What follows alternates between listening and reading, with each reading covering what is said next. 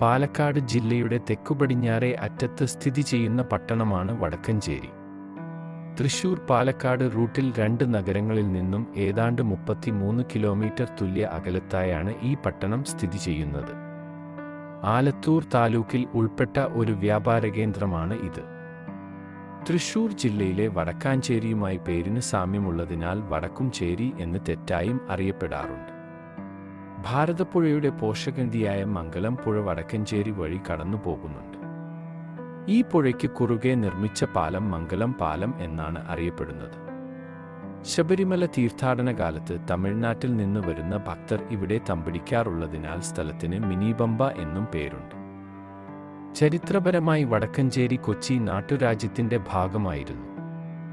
മലബാർ മേഖലയെ അയൽ സംസ്ഥാനങ്ങളുമായി ബന്ധിപ്പിക്കുന്ന പുരാതന വ്യാപാര പാതകളിൽ ഒരു പ്രധാന പോയിന്റായി ഇവിടം പ്രവർത്തിച്ചു.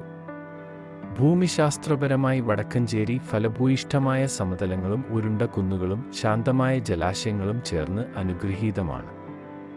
മനോഹരമായ പ്രകൃതിദൃശ്യങ്ങൾക്കിടയിലും ഗാംഭീര്യമുള്ള പശ്ചിമഘട്ടത്തിന്റെ അതിർത്തിയിലും സ്ഥിതി ചെയ്യുന്ന ഇത് കേരളത്തിന്റെ സമ്പന്നമായ പൈതൃകത്തെയും കാർഷിക ജീവിതശൈലിയെയും പ്രതിഫലിപ്പിക്കുന്ന ഒരു മനോഹാരിത ഉളവാക്കുന്നു.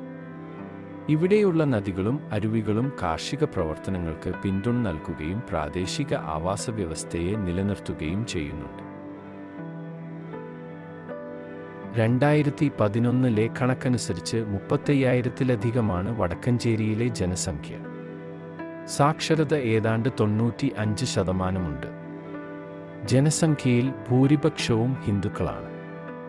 മുസ്ലിം, ക്രിസ്ത്യൻ മതവിശ്വാസികളും ധാരാളമുണ്ട്.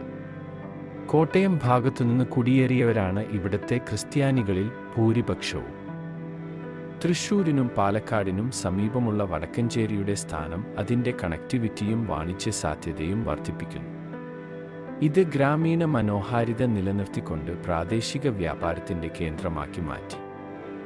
ഈ നഗരത്തിൻ്റെ സമ്പദ്വ്യവസ്ഥയുടെ നട്ടെല്ല് കൃഷിയാണ്. നെല്ല്, തെങ്ങ്, റബ്ബർ എന്നിവയാണ് പ്രധാന വിളകൾ.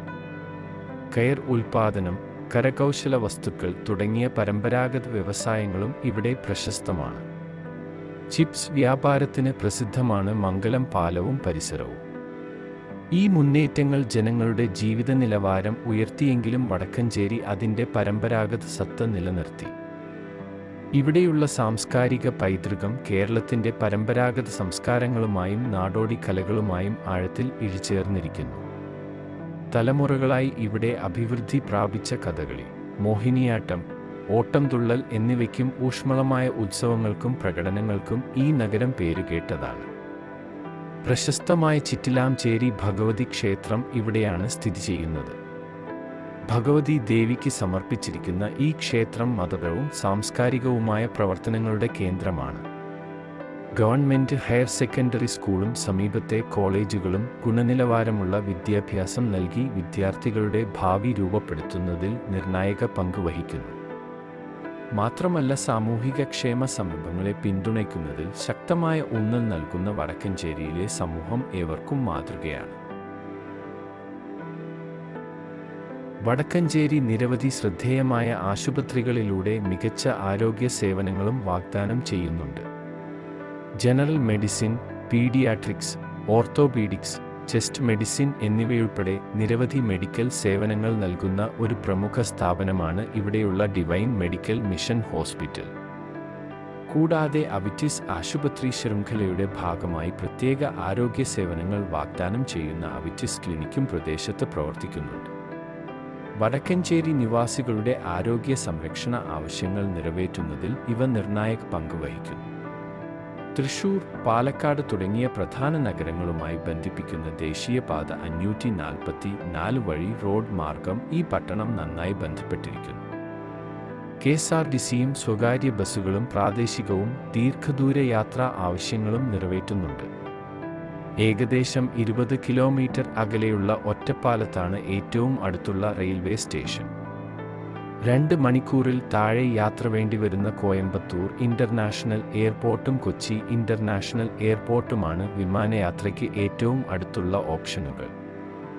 കേരളം പര്യവേക്ഷണം ചെയ്യുന്നവർക്ക് വടക്കഞ്ചേരി ആത്മീയതയും കലയും ഗ്രാമീണ ജീവിതത്തിൻ്റെ ശാന്തമായ താളവും നിറഞ്ഞ ഒരു സമ്പന്നമായ അനുഭവം പ്രദാനം ചെയ്യുന്നു. കേരളത്തിൻ്റെ സാംസ്കാരികവും പ്രകൃതിദത്തവുമായ പൈതൃകത്തിൻ്റെ കാലാതീതമായ ആകർഷണത്തിൻ്റെ തെളിവായി ഇത് നിലകൊള്ളുന്നു. അതിനാൽ ഇതുവരെ ഇവിടം സന്ദർശിക്കാത്തവർ തീർച്ചയായും വരേണ്ടതാണ്. വീഡിയോ ഇഷ്ടമായെങ്കിൽ ചാനൽ സബ്സ്ക്രൈബ് ചെയ്ത് അഭിപ്രായം രേഖപ്പെടുത്തൂ.